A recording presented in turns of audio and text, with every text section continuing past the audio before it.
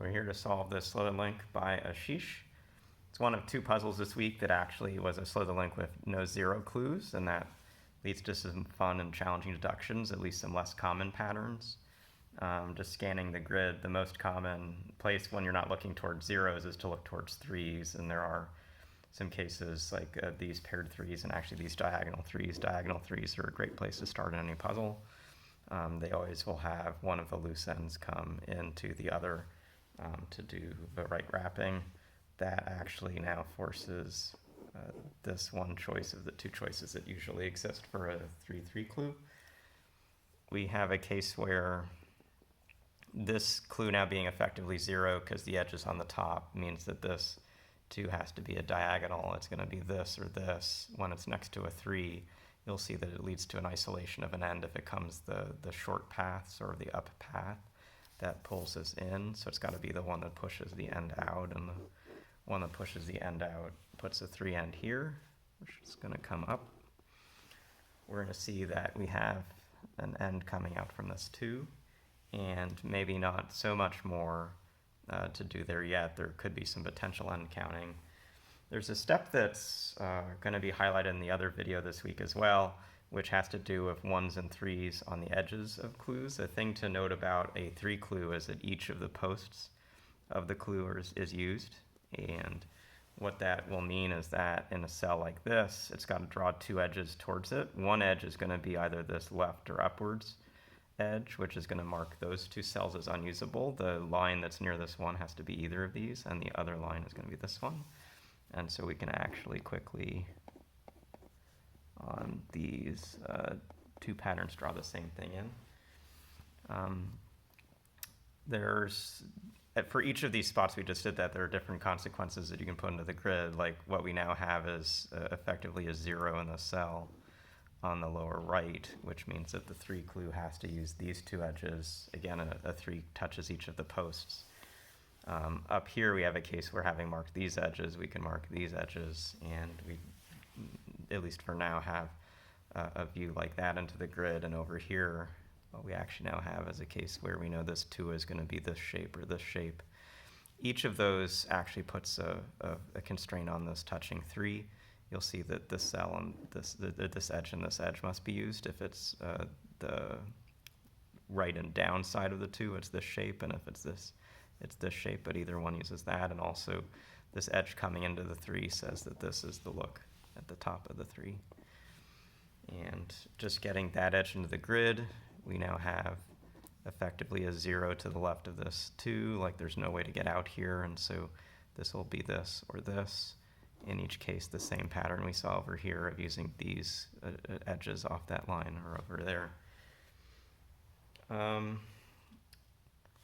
The other edge that comes off this 2 is going to have to come down. It can't come over because of what we've marked in the grid, and that will quickly fill in these cells, which looks great as progress.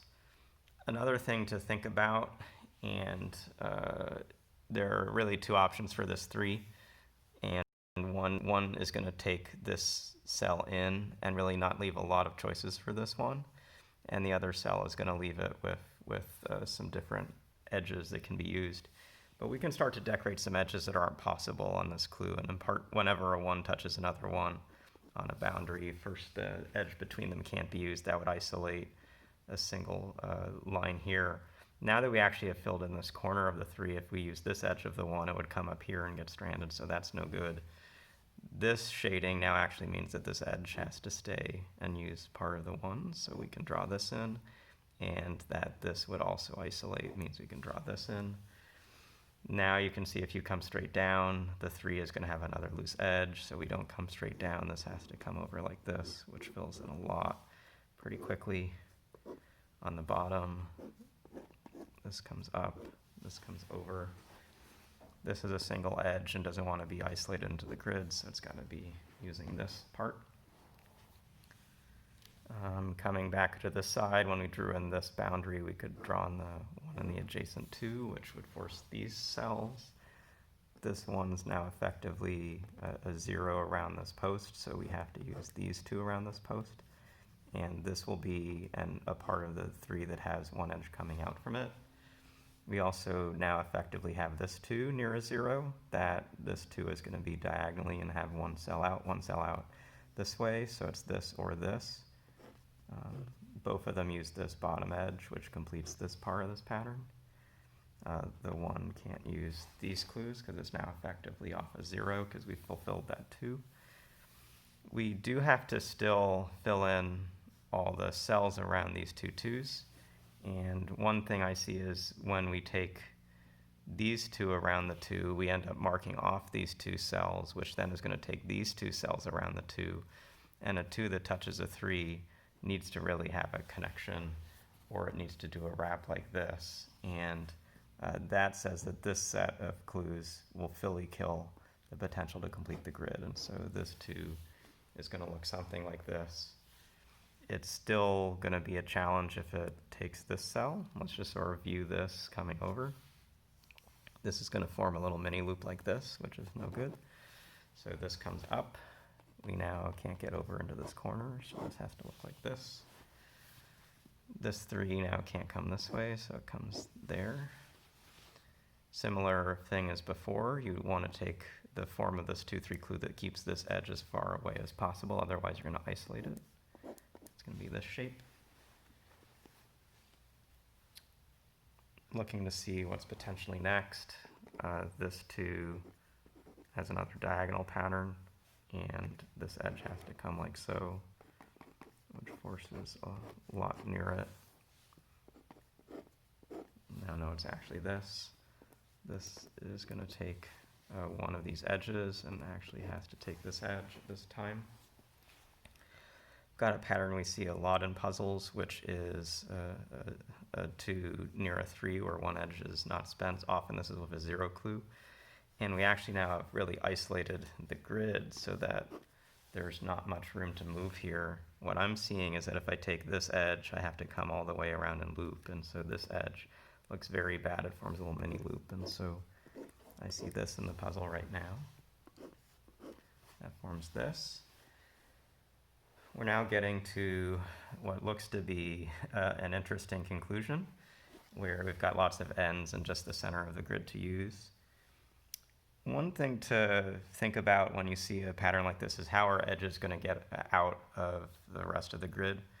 And maybe a thing to note is that this edge, maybe the question is actually, can it use this 3? If it doesn't use this 3, if it comes up here like so, then this 3 can't be part of that one clue, and that's going to really break things. And so in some sense, this edge is going to engage quickly with this clue, and that means both of these can't engage with the 3 clues. So the first thing I see that I can draw with a little bit of confidence is this connection here, which forms this look for these 3 cells. Now these 2 edges are not going to be able to themselves close without coming to these, and so it means we need to kind of keep these apart, and that suggests in a short term this has to come and touch to this, and this has to come and get over to this, which will get over to this. One thing that's true is this 2 is going to have an edge like so, and let's actually sketch some of the things that are going to happen if we just take this first connection. If we take this connection, the 3 comes up. The 1 now only has one option left to it, which is straight up, and so I actually visualize in the grid this whole shape, which will close off the loop. So this has to do this. This 1 completes this diagonal shape. These edges wanted to stay apart. They have stayed apart, and that finishes. So probably easier to maybe sketch the middle than to think through it logically, but we just went through it logically. It's a different kind of Slitherlink from Ashish. It had a lot of unusual clues, but some good flow as you got little bits of it. I think the 1-3 pattern is a critical one to get in, and then if you're very used to, and maybe this isn't the best starter video to understand how to use these diagonal clue sort of in-out notation ideas, but they pop up all around this grid based on the cloverleaf pattern that has a diagonal adjacent clues as often as it has horizontally or vertically adjacent clues.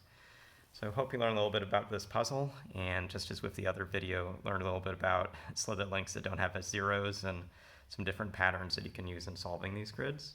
We'll see you again soon.